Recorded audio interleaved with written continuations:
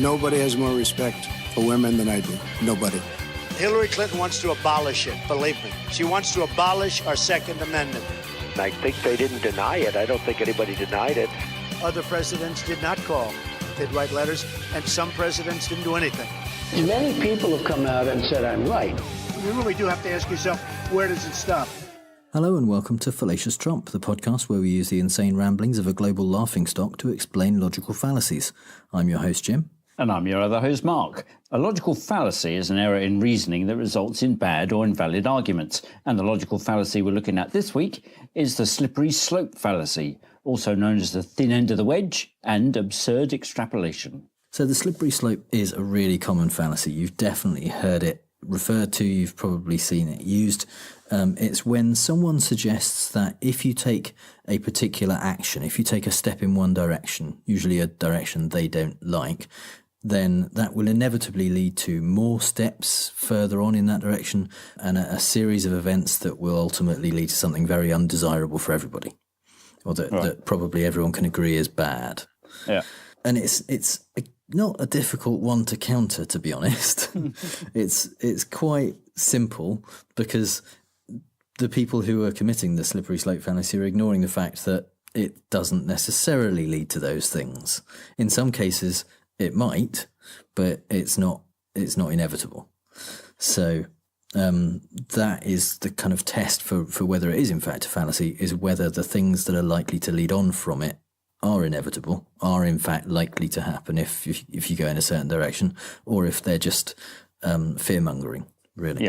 Yeah. So our Trump example this week comes from the events in Charlottesville in August 2017, which ended with clashes between neo-Nazis and anti-fascist protesters, but began with a protest about the removal of a statue of Confederate General Robert E. Lee from a public park. While defending the white supremacists several days later, Trump also invoked the slippery slope. This week it's Robert E. Lee.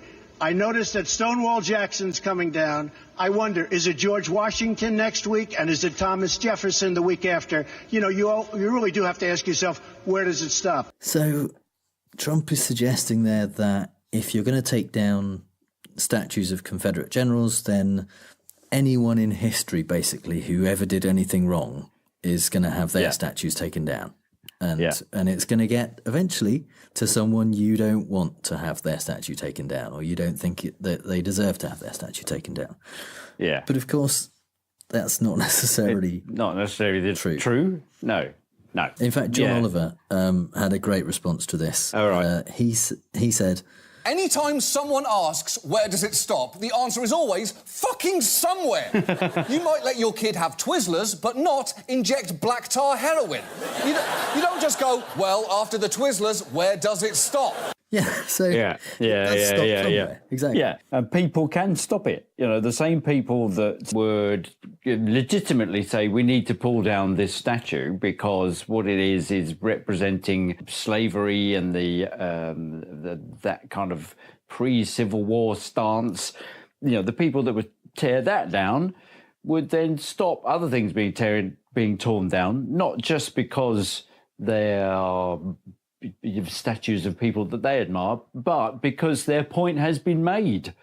They would just go, well, that's it. We were only campaigning to take this one down, and here are our reasons for doing that.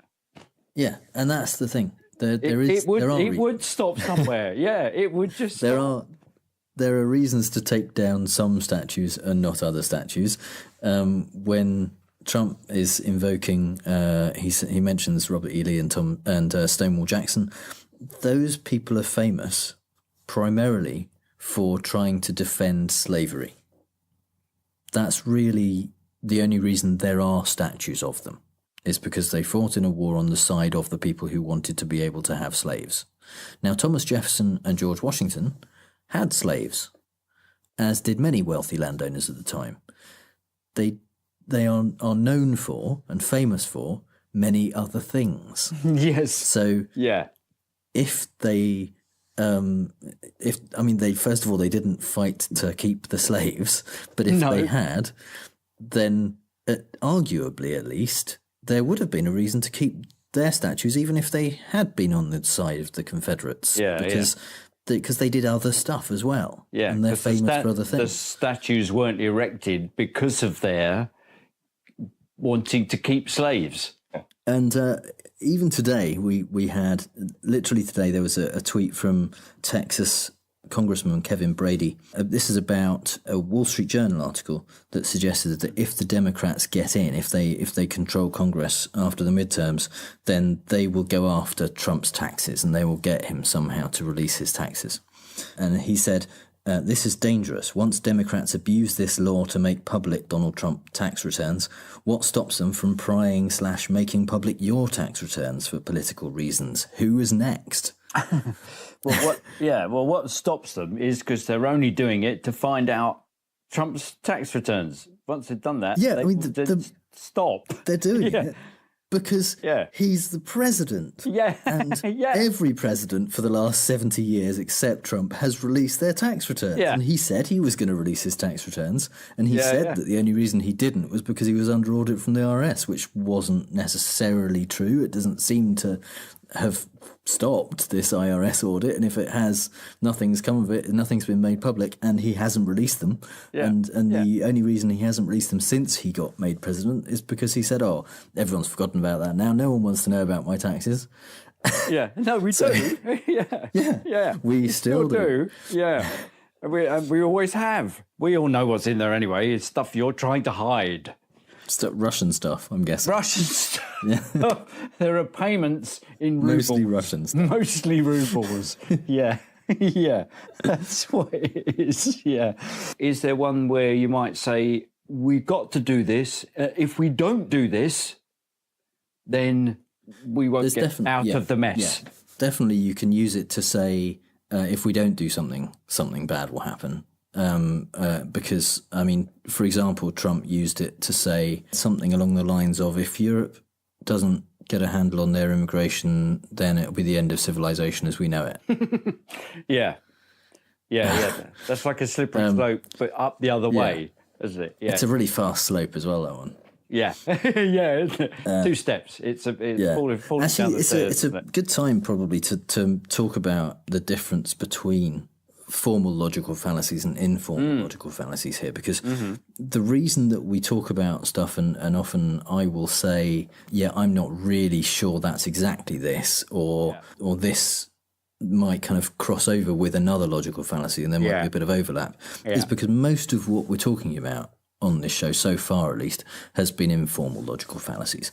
Formal logical fallacies are ones which take a particular form, a particular logical form.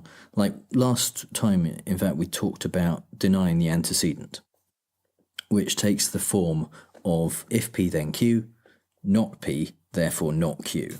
So you might say, if it's raining, my garden will be wet. It's not raining, therefore my garden is not wet. Yeah. And that's not necessarily true. Yeah. That doesn't logically follow, because I might have a sprinkler on my garden. Or it might have been raining recently. Yeah. Or there might be a burst pipe under my garden. Yeah. Or my garden might be wet for multiple other reasons. And that's a formal logical fallacy, because it always takes the same form, and it's always a failure in logic when someone presents something in that way. Right, yeah. With informal logical fallacies, a lot of time it can look like the logical fallacy, but because of the context, actually it's not. Or people can disagree about what the definitions of the logical fallacies are. Okay, yeah. So that, which is sometimes why we overlap them when we're kind of trying to unpick which one it is, because they are, would it be a fair description to say they kind of sit in the gaps between formal logical fallacies?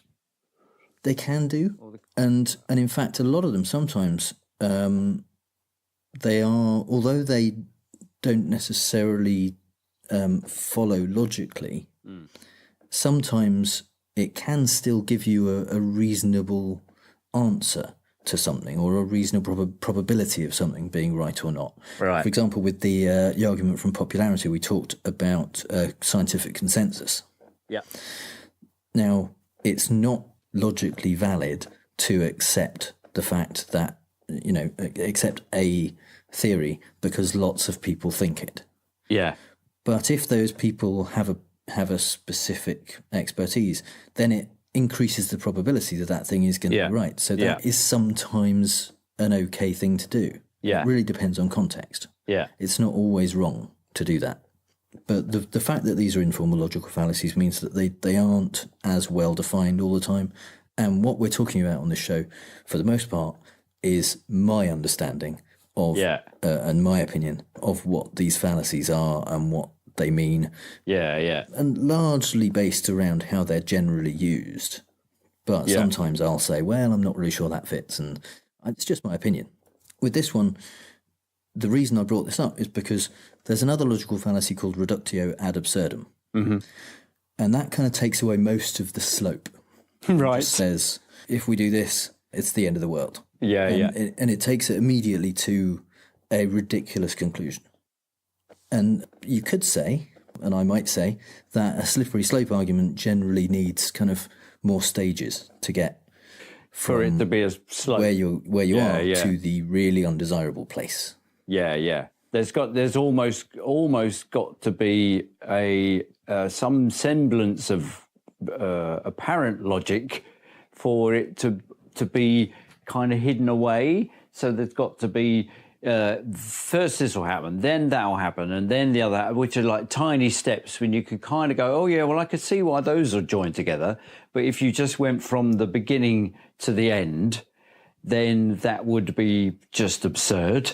It's and they're quite laughable. In fact, one of the example I'm going to do later on does exactly that, and it's just funny. You fail to listen to them because they just jump straight to the absurd ending, and it almost becomes like a non sequitur because it's difficult to see how it follows.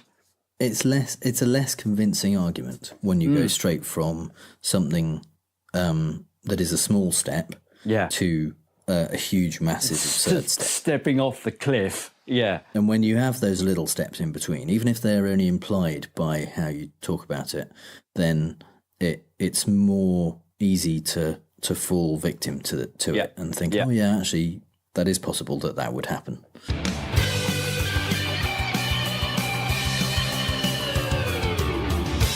And now is the time, I think, for Mark's British politics corner. Well, I'm glad we got Boris back on the thing, because I wanted to play a clip from his speech that he made at the Tory party conference just this last week.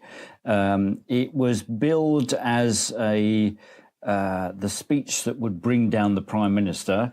It's just Boris doing his blustery stuff and undermining the Chequers agreement that was mooted by Theresa May and brokered at a meeting of the Cabinet, and it lasted for about 6 hours before Boris resigned as a result of it. And within that speech, I'm suggesting that he does a little bit of a slippery slope, and here it is. And what the Chequers proposals show is that the United Kingdom, for all its power and might and network of influences around the world, for all its venerable parliamentary history, was unable, ultimately, to take back control. And instead of reasserting our ability to make our laws, the UK will be effectively paraded in manacles down the Rue de la Loi like karatekas. There you go.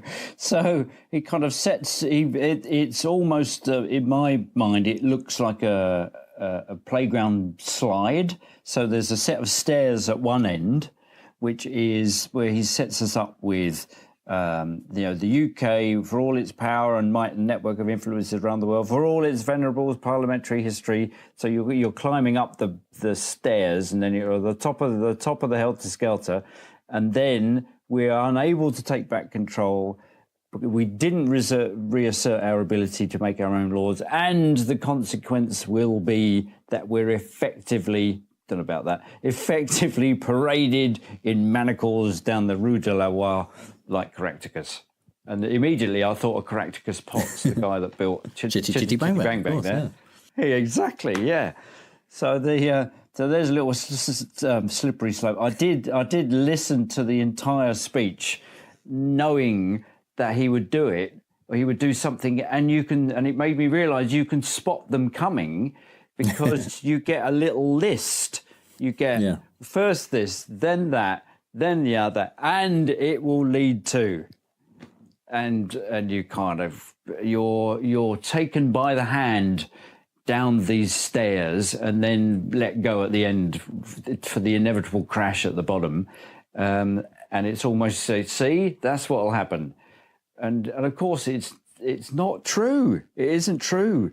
It's a nice example. He's saying that basically not only are we have we not got what we want, but he's now comparing us to a manacled prisoner being paraded through the streets. Yes, exactly, yeah. So my other example is one that does do I think probably a reductio ad absurdum, and it is from, let me just call it up, it is a tweet from March the 7th this year by Owen Jones, who is a left-wing commentator. He's a writer and a presenter and a big supporter of Jeremy Corbyn's progressive politics. And he, on March the 7th this year, posted a picture of himself raising a glass to the leader of Britain First, which is a right-wing organisation. Their leader was jailed for hate crimes and inciting racial hatred. And there's a picture of Owen raising a glass, going big cheers to Britain First, getting locked up. And then here is the reductio ad absurdum, it's a slippery slope. So it's a slippery slope with no slope. It's just a vertical drop. So this is a reply from someone posting as socialism is fascism. You think, okay. And it says, a warning for everyone. If cunts like Owen Jones end up in charge of this country, we'll have gulags by tea time. And Gulags by tea time is my cover band name. Yes, exactly. Yeah. So it's also kind of, so he misses out all the steps in between, which is somehow, I think, reflected in that conflation of socialism is fascism. He's missed out all the steps of his argument to lead you from the left to the right.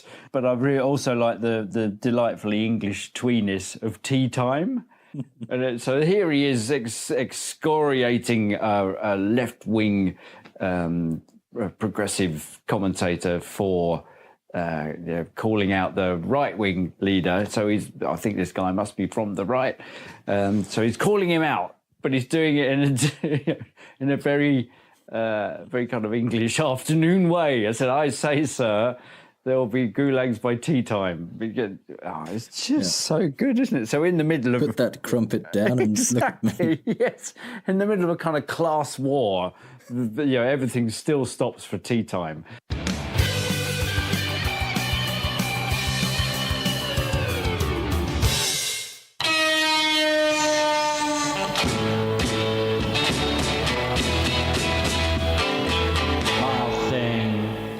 I think you're a fallacy, but I wanna know for sure.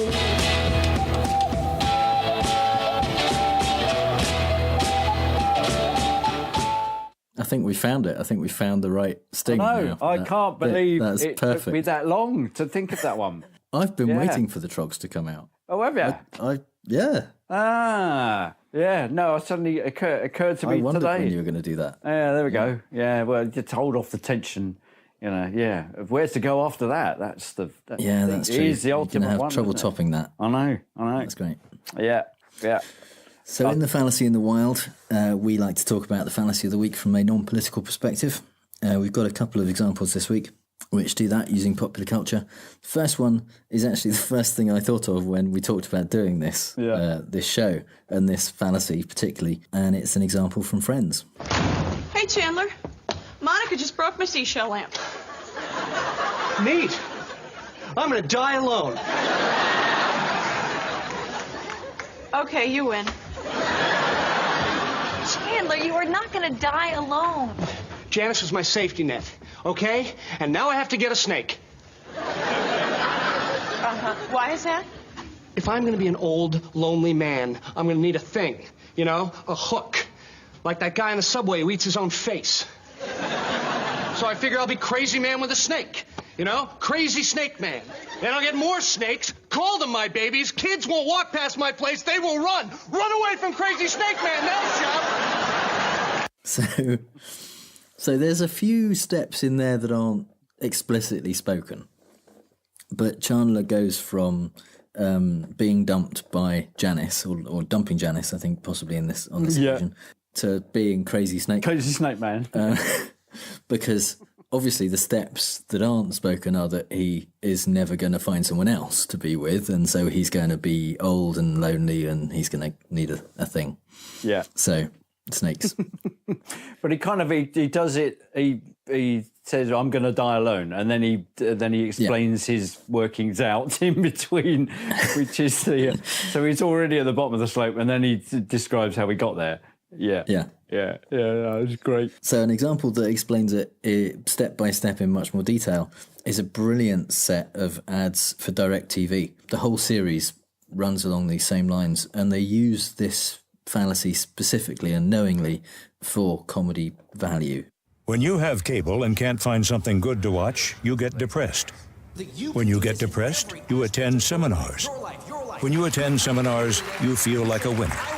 When you feel like a winner, you go to Vegas. When you go to Vegas, you lose everything.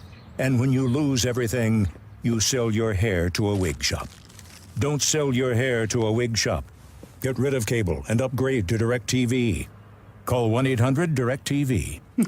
So that does it in exactly the opposite way to the Friends example. They, at the end, they reiterate it. Yes, exactly. I like that. Yeah. Get cable, don't sell your hair to a wig shop. Yeah. They're directly juxtaposing the two extremes, but they lay out every step in between, and the steps as you go along think, that kind of makes sense. Yeah, cool. So it gradually, like you said, they kind of take you by the hand and lead you down the slippery slope. Yeah, and then they show you how far you've come. Yeah. Or how far you've descended. Yeah, but I guess also the thing is that a way to counter these arguments would be to say, well, that isn't the only consequence of getting depressed is to go to seminars. That wasn't the thing I thought. You know, when you go to depressed, you go to seminars. Yeah, when you go to seminars, you feel like a winner, but only if you go to those seminars. And then, when you feel like a winner, you go to Vegas, and that's that. Yeah, so there are steps in there that are unexplained. There's a whole bunch of assumptions. Yeah, and I think that's fair. I think that characterises slippery slopes quite well. I think, generally speaking, when people use this particular kind of fallacy, they do express overconfidence in what the inevitable result is going to be. Yeah. Because, as we know from life, you never really know how something's going to turn out when you do something. But the people who invoke the slippery slope pretty much, they generally say, oh, this, if you do that, this will happen. Yeah. Sometimes they say, like with the tweet from the Kevin Brady earlier on, who's going to be next. It's implying that there will definitely be someone next, and the same with Trump saying, where does it stop about Charlottesville? He's suggesting that you don't want to find out where it's going to stop because that's going to be bad. Yeah. And he's suggesting a particular level of kind of precognition about what it is going to result in. Yeah, so part of the taking you by the hand is that you're buying into the fact that they are your guide and you're trusting them to know where they're taking you. So the voice of God in the TV advert is just telling you how things are. And the guy, sure enough, goes through with it. And Boris Johnson is doing it from a position of authority, not that he has much anymore. And Trump is, taking up that position. I am your president. I know what's good for you. And I can see what's going to happen to you. And I'm going to protect you from that. And this fallacy is very often used by legislators or by people who are worried about rules changing and rules often becoming more relaxed in some way, and they're saying that that's just going to lead to more relaxation of the rules, or that if you don't legislate against something, then inevitably more bad things will happen. One of the ways it's been used in the past quite a lot is with gay marriage, for example, and Bill Maher in his book New Rules, Polite Musings from a Timid Observer, said, "New rule. Gay marriage won't lead to dog marriage. It's not a slippery slope to rampant interspecies coupling. When women got the right to vote, it didn't lead to hamsters voting. No court has extended the equal protection clause to salmon." Yeah. Yes. which answers it really well. Yeah. Because genuinely people have said, if you let gay people get married, what's to stop people from marrying their pets? Yeah. And you go, well... the fact that those are completely different things. That's what's to stop. Yeah, that's the story. Yeah, it's got nothing to do with that. Yeah. It's completely unrelated. Yeah, it's a thinly disguised non sequitur, which in so far as these things don't necessarily follow. In fact, they don't follow at all. But they're given the veneer of following one after another because the steps are quite logical. Ironically, and it artificially suggests a protective shell around a particular thing. In this case, the sanctity of traditional marriage. It suggests that once you break that shell, it's opening Pandora's box, and suddenly everything is possible. Yeah. Which is, of course, bollocks. So we're gonna play fake news, folks. I love the game. It's a great game. I understand the game as well as anybody. Yes, it's time for fake news, the game where I read out 3 Trump quotes, 2 of which are real and 1 I made up, and Mark has to figure out which one is fake news. Or fail to, yes. Or fail to, which has been, generally speaking, what's happened. Yeah. But you did have one success. I did. Recently, so it's not all complete failure. It's not all mostly complete failure. It's not a slippery slope to utter. I'm not going to have to sell my hair for money yet. Yeah. No. So the theme this week is hurricanes and stupid things Trump has said about hurricanes. Okay. Yeah. So number 1, with regard to, this was Hurricane Harvey in Texas. Right. I've been talking to some people, some very smart people, and they're telling me this is quite a wind. I guarantee you've never seen anything like it. Mm-hmm. Number 2, this is about Florence, which was quite recent. He said, "This is a tough hurricane, one of the wettest we've ever seen from the standpoint of water. Rarely have we had an experience like it, and it certainly is not good." Mm-hmm. Or number 3, this one is about Maria in Puerto Rico. Mm-hmm. "The response and recovery effort probably has never been seen for something like this. This is an island surrounded by water. Big water. Ocean water." There is water at the bottom of the ocean. Okay. Well, as per usual, they all look very convincing. Okay, I have my doubts about the third one because I think you've taken the idea of water and then done a Trumpism thing with it, because it wouldn't. I think that one of the things he would like to say is to over-explain what he meant by wettest, insofar as it involves water. Yeah, so it's wettest we've ever seen from the standpoint of water, rather than the standpoint of fire. What? Yeah. Okay. All right. Where was the first one? Josephine? No. Harvey, Texas. Texas, there we go. Right, I thought something very smart. They're telling you, it's quite a win. Guarantee you've never seen anything like it. Okay, I think you made up number.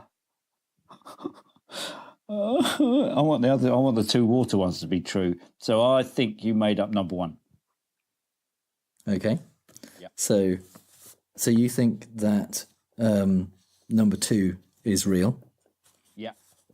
Which was about Florence. Yeah. And number 2 is real. This is a tough hurricane. One of the wettest we've ever seen from the standpoint of water. Rarely have we had an experience like it. and it certainly is not good. It's kind of, there he is, being all presidential, standing there. People are homeless. They're without power. They don't know where to get some fresh water, don't know where the next meal's coming from. And he's trying to be all presidential. All he can say is, it's certainly the wettest we've had from the standpoint of water. What? I mean, if you were trying to script a bad president, you wouldn't come up with that, would you? No, well, exactly. I didn't. No, yeah. I know. So, Yeah. That is quite amazing. And he's kind of like trying to add some sort of gravitas to his voice and everything. It's not. It's like saying my sofa is the comfiest I've ever seen from the standpoint of comfort. The standpoint of cushions. Yeah. The standpoint of foam. Yeah. Well, yeah. It's the hottest I've ever had from the standpoint of heat. Yeah. What? It's nonsense. Okay. Okay. So, yeah. You think number one is fake news. And what? Really? Number one is fake news. You're correct. Hey! He did not say this is quite a wind about Hurricane Harvey. He did make a claim about Harvey that was nonsense. He said that lots of people went out in their boats to watch the hurricane, and that's why they all needed rescuing by the Coast Guard, which was just not true. No. What? He's determined to blame the victim, isn't he? He's that kind of absolutely. But that means also that apart from the fact that you've won, which is very exciting, it means that number three is real. Wow. Does he actually says ocean water? Listen to this. And big water. Love it. The response and recovery effort probably has never been seen for something like this. This is an island surrounded by water, big water, ocean water. It sounds like he's setting up the speech from Jaws where the sharks come. It's like, we were in water.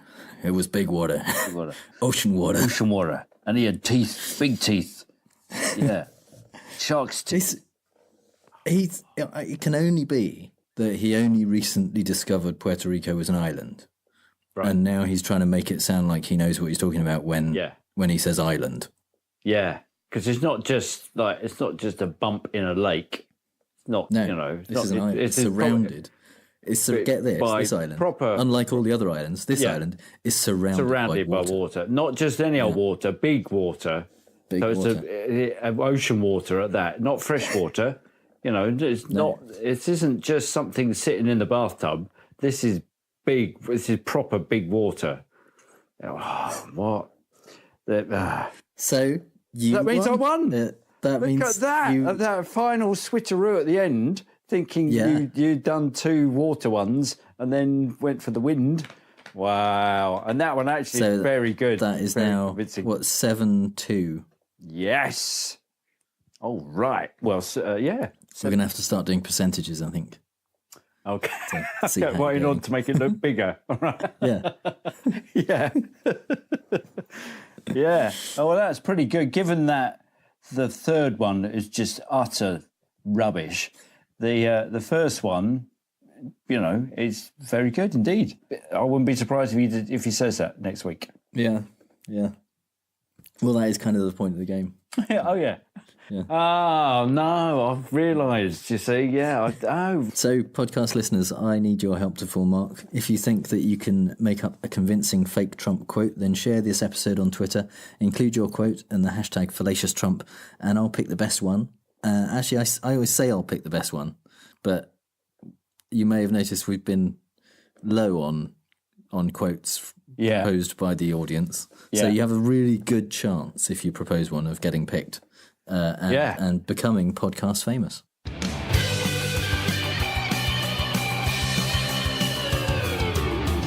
So this is the part of the show where we like to talk about all the crazy stuff that's going on in the Trump orbit, but we don't have time to talk about everything, so we pick one story. And so this show this week is called Anger is Not a Logical Fallacy, because we have to talk about the Kavanaugh hearings, because it's all that's been in the news, really, for more than a week now.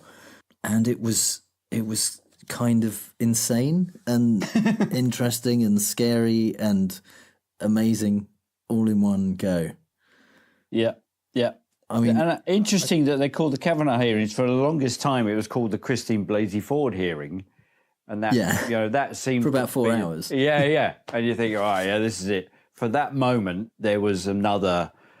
It was Jane Fonda could have been channeled for the feminist thing. It was it felt like things were actually going to be slightly different, and then all hell broke loose, and men who don't get their own way got angry, basically. Really, really angry. Yeah. But, Christine Blasey Ford came across amazingly sympathetic and as a really good witness, a really powerful, brave, trustworthy kind of person. And whereas with Kavanaugh, the take on his performance seems to very much be split along party lines. With Dr. Ford, it seemed to be actually pretty universal. Even the people who don't believe or say they don't believe that Kavanaugh did this also say they believe that she went through this experience. So they're selectively choosing not to believe the bit where she knows who did it, but they claim that they believe all the rest of it. Yeah. And the fact that she's a psychology professor and was able to talk about how traumatic memories are encoded in the brain and stuff made her particularly well suited to give this kind of testimony and be trusted and seen as an expert in that, because she was essentially her own expert witness. Yeah, even by Trump himself, who's at one point said she's a good witness. She will be a solid, truthful. I don't suppose he used either of those words because they've got more than one syllable. No, he did say he was apparently cross that his staff hadn't prepared him for how well she was going to come across.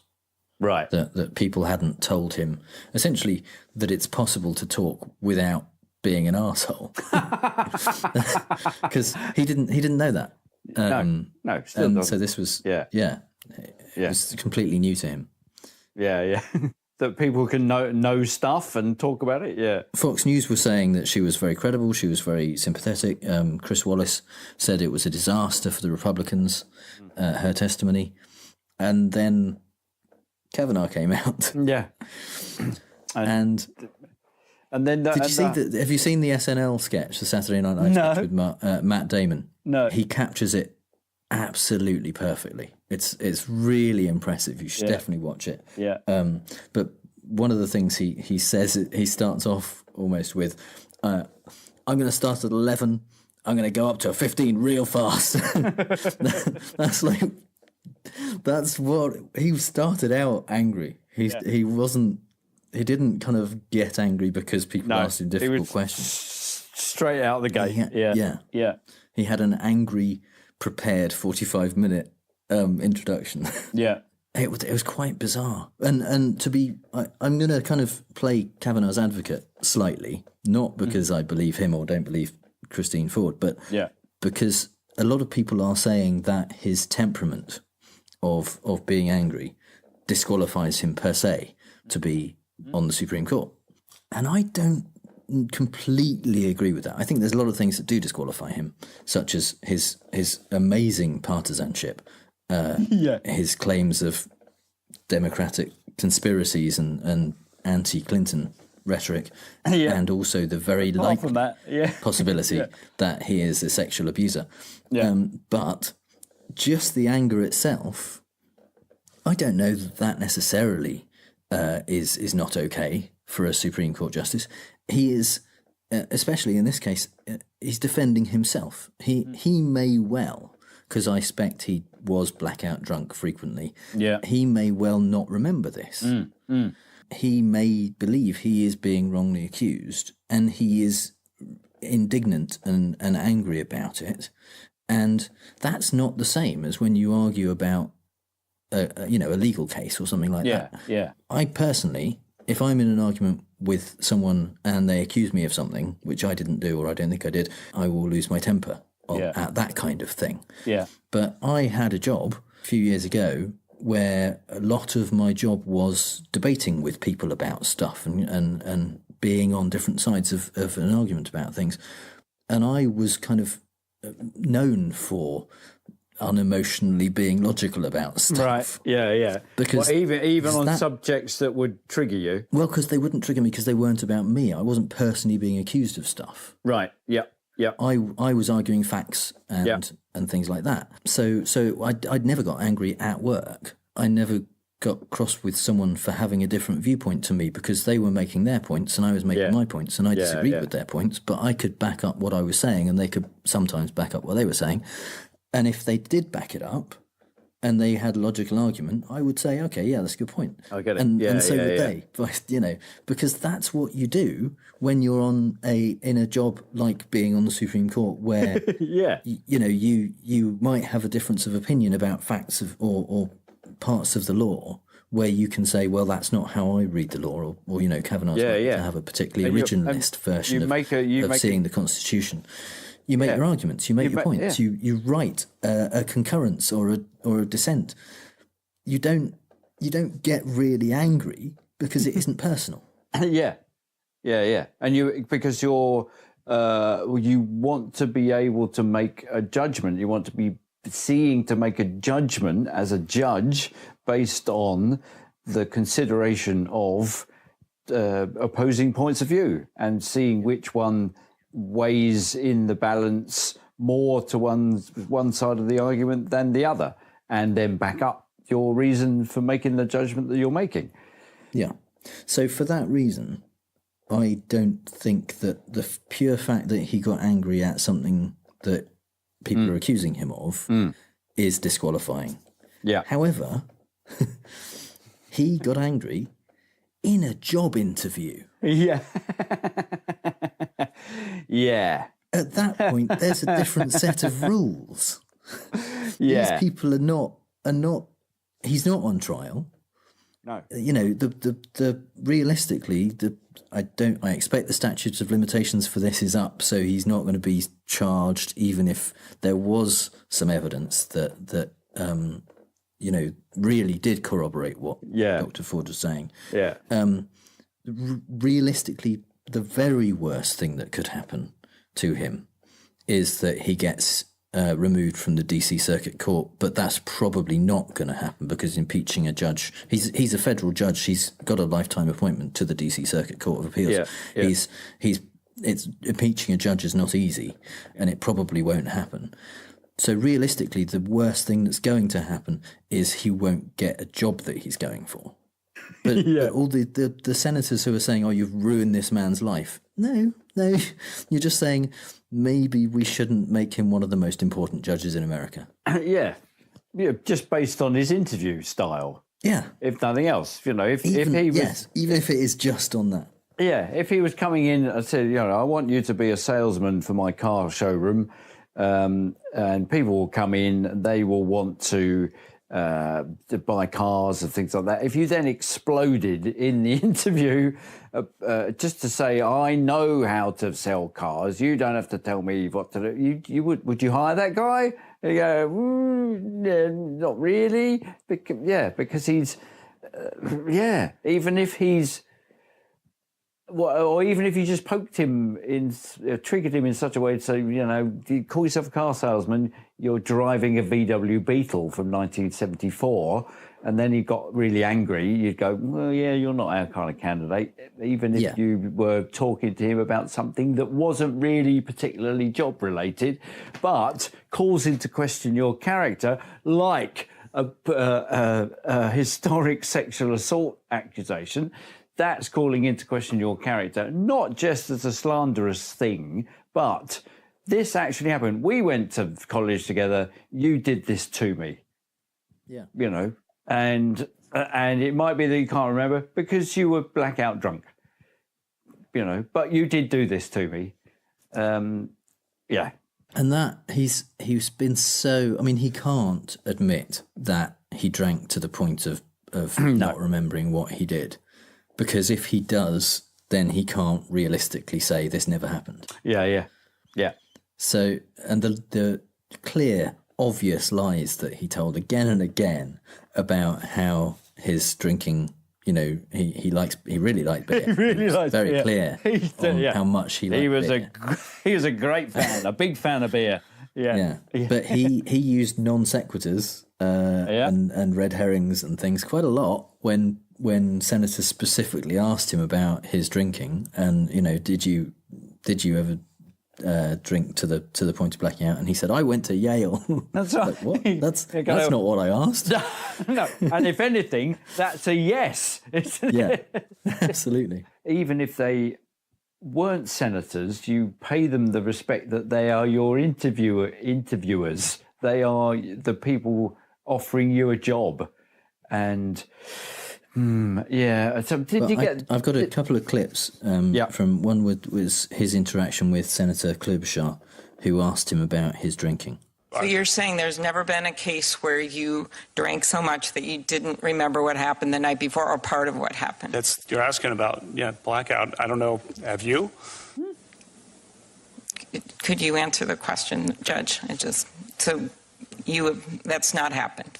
Is that your answer? Yeah, and I'm curious if you have. So what? He turns the question around on a US senator to say, have you ever drunk to the point of blacking out? Now, yeah, this is a senator, especially in this case, who started her questioning by trying to show empathy to him and saying that her father was an alcoholic. Mm-hmm. So that's especially not okay. In this case. Yeah, and he did, coming back from the break, he did apologise to her for doing that. But still, I mean, that is... Yeah. Is that because somebody in the break said, for God's sake, what are you doing? Jesus Christ, you can't do that. You can't do that, yeah. Yeah. And you kind of think, well, no wonder Trump likes him, because he's just as, blunt and unmindful of other... He had no sense of... Well, but Trump and Kavanaugh, they've got no sense of the right things of diplomacy. They don't know how to behave in a situation such that you get what you want without upsetting people. Yeah, Trump apparently loved this performance. Yeah, of course he did. He said, this is exactly why I nominated him. Yeah, said. Because he just turns it off. He goes, well, are you? It's a bit like when you go, you get that question at the end of an interview, where do you see yourself in 5 years' time? And if you stood up and pointed at the questioner straight in the face, and said, where do you see yourself in 5 years' time? Yeah. You would not get the job. Trump loves that, because Trump thinks that is the kind of... I mean, that is, yes, but it's in a way, it's more like if they say, have you ever been convicted of a crime? Yeah. And you say, I don't know, have you? Because the answer is yes, if you do that. Yeah. Yes, yeah. So, but he really obviously disrespected, particularly, I think, the female Democratic senators, but also Pat Leahy, who was just asking him. He was asking him mostly about yearbook stuff, about whether Mark Judge's in Mark Judge's book, there's a character called Bart Oh Kavanagh, who drank to excess, and he was asking Kavanaugh if that was based on him. Obviously, yes, and Kavanaugh said, "I'd know you'd have to ask him." Leahy said, "I wish we could." But he was also asking him about his yearbook and his calendars and stuff, and they this was the exchange. In your yearbook, you talked about drinking and sexual exploits. Did you not? Senator, let me take a step back and explain high school. I was number one in the class. freshman. And I thought no. I thought only the Senate. You got this up. I'm gonna talk about my high school. No. I'm gonna let him answer. I'm gonna talk about my high school record. If you're gonna sit here and mock me, we were. I think we were all very fair to Dr. Ford. Shouldn't we be just as fair to Judge Kavanaugh? I busted my butt in academics. Now that's Chuck Grassley at the end saying we were fair to Dr. Ford. Dr. Ford didn't answer a question with something completely unrelated. Yes, exactly. So being fair to them both would be expecting Kavanaugh to actually answer the question he was asked. Yeah. Which was, in your yearbook, did you talk about drinking and sexual exploits? Yeah. And let me he just wants take to a start step talking back. about his high school record. Yes, exactly. He wants to just kind of go, let me take a step back. No, just answer the question. We know why you want to take a step back, because it's a difficult, it's a bit of a question. It's directly to the point. Also, because each senator only has 5 minutes to ask their questions. Yeah. So Leahy, quite reasonably, when Kavanaugh starts going completely off topic and answering a question that was never asked, starts to try and get it back on track and say, no, we're going to talk about what I want to talk about. And he says, no. He's really combative and says, no, I'm going to talk. If you're going to mock me, I'm going to talk about what I want to talk about. That's not how this works.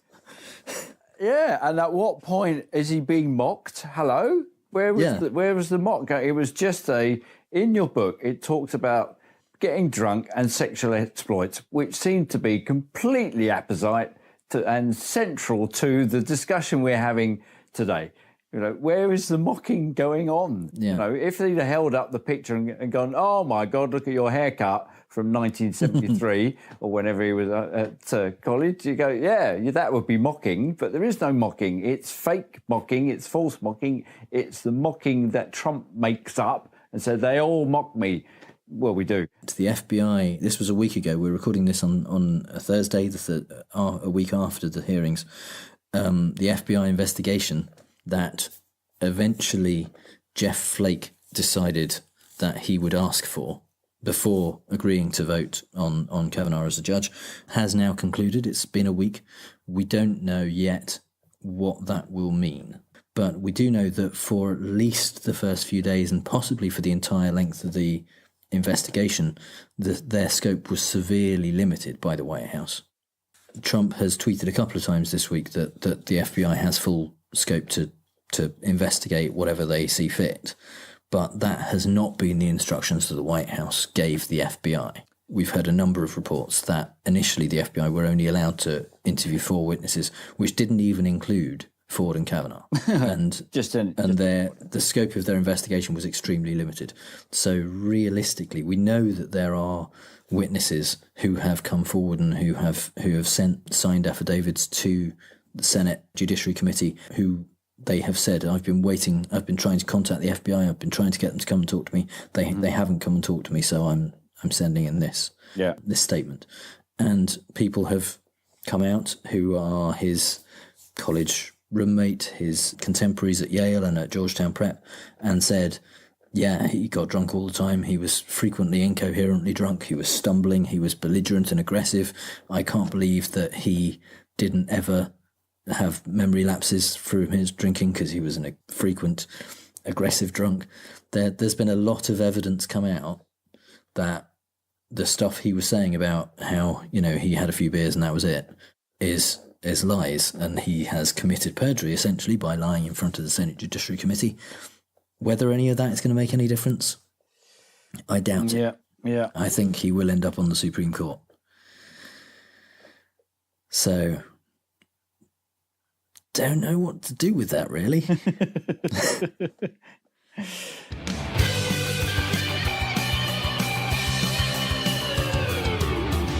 And finally, some things we really don't have time to talk about. At a rally in West Virginia, Trump publicly declared his love for Kim Jong-un. I was really being tough, and so was he. And we would go back and forth, and then we fell in love, okay? No, really. He wrote me beautiful letters, and they're great letters. We fell in love. But as everyone who's watched A Proposal on a Jumbotron knows, that's a dangerous move. What if Kim doesn't feel the same way?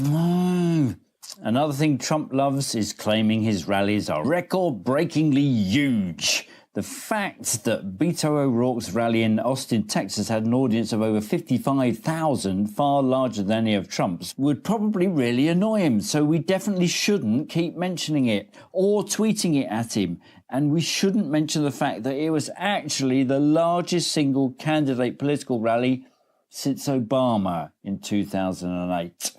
Someone is rather conspicuous by their absence there, Donny. Having complained during the campaign about the world laughing behind America's back, Donald addressed the UN General Assembly, where the world laughed right in his orange face instead. In less than 2 years, my administration has accomplished more than almost any administration in the history of our country. America's so true.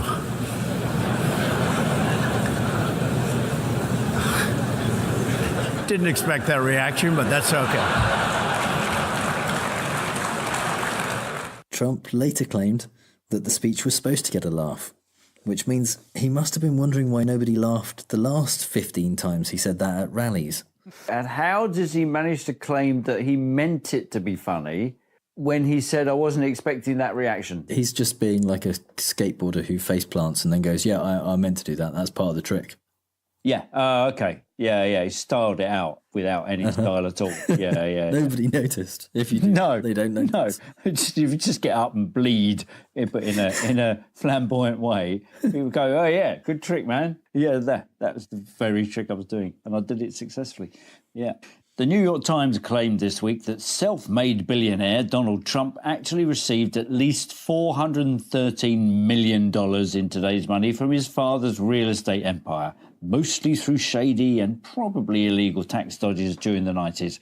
That, of course, is the true meaning of American family values. Trump finally got rid of NAFTA, the trilateral North American free trade agreement with Mexico and Canada, and replaced it with a nearly identical trilateral North American free trade agreement with Mexico and Canada. But this time it's called the USMCA, because Obama's version wasn't called that, so Trump wins. Yay! Always committed to valuing business profits over human lives, the EPA plans to reduce regulations on radiation exposure. To justify this, they've turned to the work of a couple of fringe scientists who say a little bit of radiation is good for you. The biggest mystery is, when did they decide to even pretend to justify things with science? As if to prove that last bit, the EPA is dissolving the position of science advisor.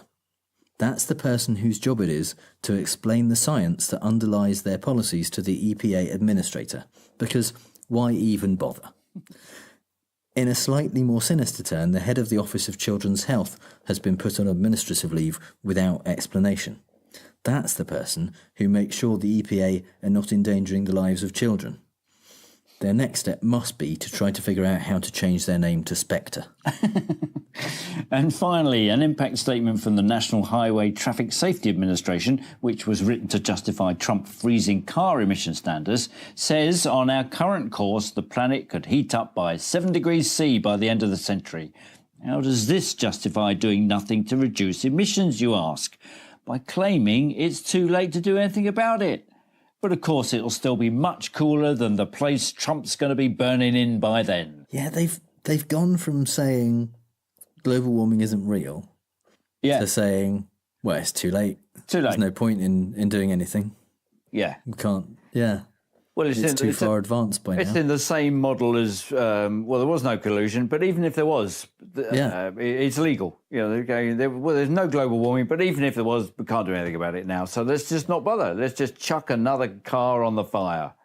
They have very much moved the goalposts on that. Yes, they have. And set fire to them and put them under the Arctic Circle. Doused them with gasoline. Yeah. So, that's all the bad arguments and faulty reasoning we have time for this episode. If you hear Trump say something stupid and wonder if it's a fallacy, email us on fallacioustrump@gmail.com or find us on Twitter @fallacioustrump.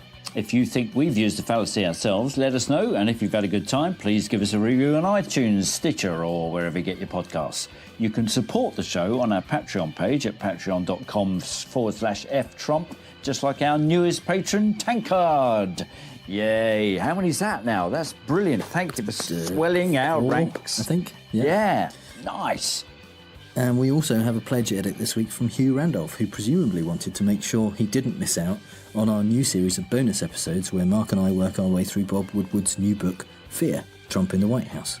We're recording the second episode straight after this, and it'll be out next week exclusively for patrons who pledge $2 or more, so head on over to patreon.com/ftrump if you want to join in. All music is by The Outbursts and was used with permission, so until next time on Fallacious Trump, we'll leave the last word to the Donald. That's right. Go home to mommy. Bye. Bye.